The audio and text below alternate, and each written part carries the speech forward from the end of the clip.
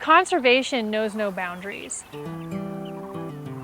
Yet when you look on a map, we see a lot of lines on the map in terms of who's managing what and for what. But true conservation doesn't take place that way. You get to look like, are you crazy working with all these conservation groups? But then when you visit with them and see that there's really a lot of common goals.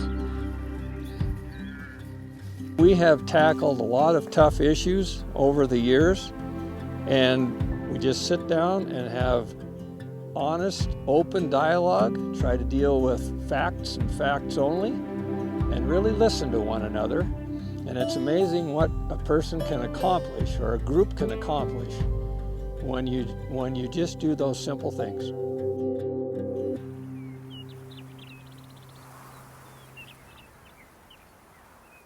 A few years ago, the Montana senator had a wide and ambitious piece of legislation around wilderness.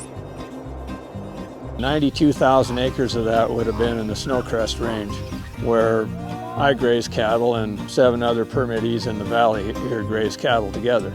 We felt like that was could be very detrimental to our future grazing on those lands. They came in the end and were staunchly against it. And I'd be waiting in a line to testify against the wilderness bill. And conservation was in line to testify for it. Long story short, I got visiting with these folks, and we decided that we had a lot more in common than not. And one rancher in particular, Rick Sandrew, he had an inspired vision to bring conservation and the ranching community together, along with elected officials and community members who care about this landscape, the Ruby Valley, and work together because he recognized that ranching's never going to go away, conservation efforts are never going to go away, so why don't we bring these efforts together? In 2015, we had our first meetings of the Ruby Valley Strategic Alliance, and we've been meeting basically monthly ever since then. I'm pretty proud of our group, if you can't tell.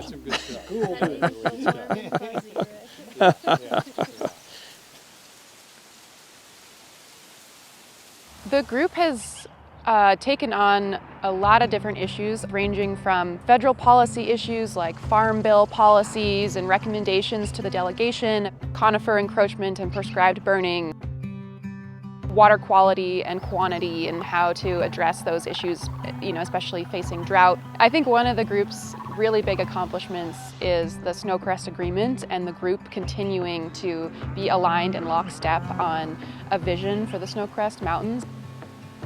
Really trying to get good stewardship on the land. Come up with ways to help landowners keep being in business, being successful. I always talk about, well, ranching is a way of life, but it's a business, and if we can't be profitable, then it changes. We have been able to establish how private lands and public lands have an inseparable bond, I guess. It doesn't do a lot of good to have a lot of open space in the public land if the private land becomes riddled with houses and subdivisions. A lot of these working ranches experience a lot of challenges associated with all of the amazing, iconic wildlife species that we have present on this landscape. A big one of those is wildlife conflict. I look at our ranching partners and they're willing to go into discussion with us around grizzly bear coexistence and conflict reduction. And on the flip side of that, conservation is willing to engage in these conversations in ways that we didn't think about 10 years ago. Not only for our livestock operation, but for wildlife and sustainable and just the open space that we can provide. That's what Montana is, and I'd hate to lose that. We're making progress. We're learning more. And I look forward to the work to come in the future because the future is bright. Seeing our partners continue to show up for us and our issues, the way that we show up for one another and have each other's backs, gives me a lot of hope for how this group is going to continue into the future. What we've been doing in this group is bringing all of these different land managers together and talking about what does it mean for this place to be healthy. And that's what we're doing. We're not managing by the lines on the map.